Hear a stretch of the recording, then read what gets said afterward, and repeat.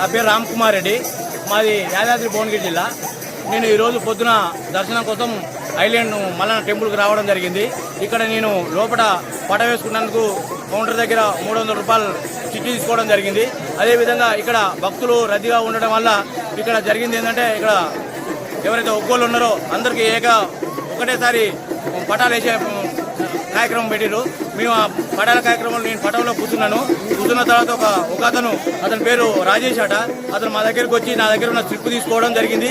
అదేవిధంగా అతను నా దగ్గర 700 రూపాయలు డిమాండ్ చేయడం జరిగింది. దానికి నేను నిరసనగా, ఇది దేవాలయానికి సంబంధించింది కాదు కదా, టికెట్ ధర పెంచండి, దేవాలయం కాడ మీరు అన్యాయంగా తీసుకుంటున్న పైసలు తీసుకోవద్దని చెప్పిన నేను ఆ విధంగా రాజేష్ క్వశ్చన్ చేసినందుకు నా పటం సగం ఆఫ్ చేసి వెళ్ళిపోయింది అతను.